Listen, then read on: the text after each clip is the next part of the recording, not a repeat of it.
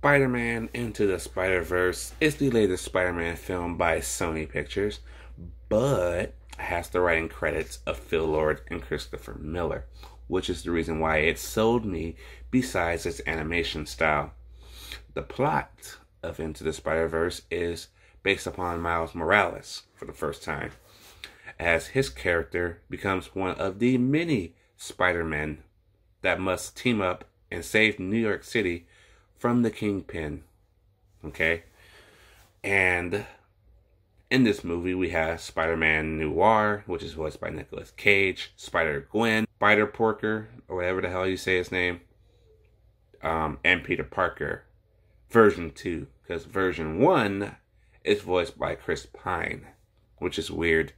I didn't know that until I read the credits. I'm like, oh shit. Okay.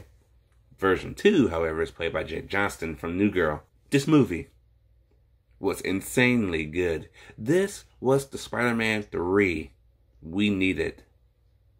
Because it does make fun of Spider-Man 3.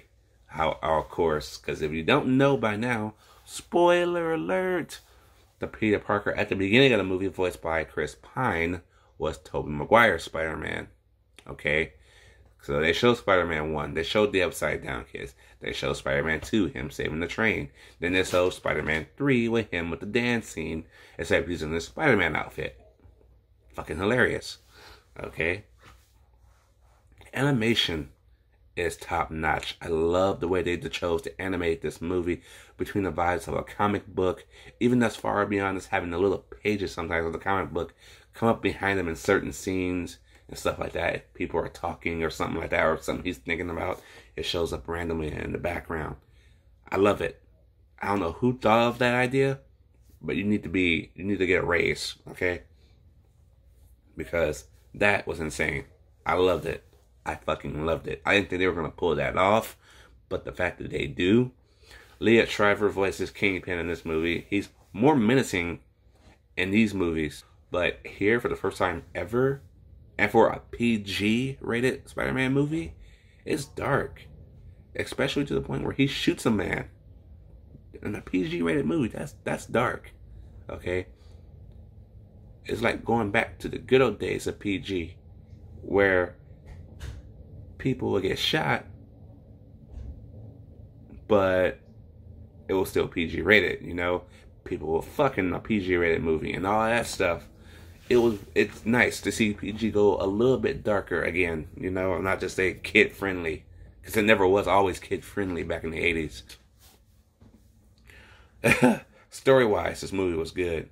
Voice acting-wise, everybody was top-notch. I even love the kid who did Miles Morales. Miles Morales is not my favorite Spider-Man, but he is in this movie because they make him good in this movie. And I like his uncle in this movie. His uncle was always cool.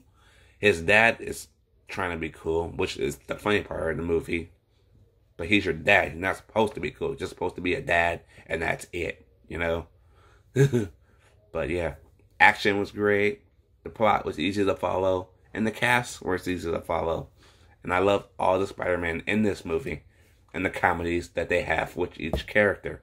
That was nice. It's nice to see something like that happen for a change. Spider-Man Into the Spider-Verse will get an A from me. And I loved it. And I can't wait to get that 4K because that's going to be insanely cool. So hopefully we get a sequel. And hopefully we get Phil Lord and Christopher Miller writing that one too. Because they know how to write a fucking movie. But anyways, let me know what you guys think about Into the Spider-Verse down below. Did you like it? Did you not like it? And what is your favorite Spider-Man in the Tobey Maguire Spider-Man film series? I think mine is still Spider-Man 2, but this is going to be number 2 now. So, yeah. I will see you guys in the next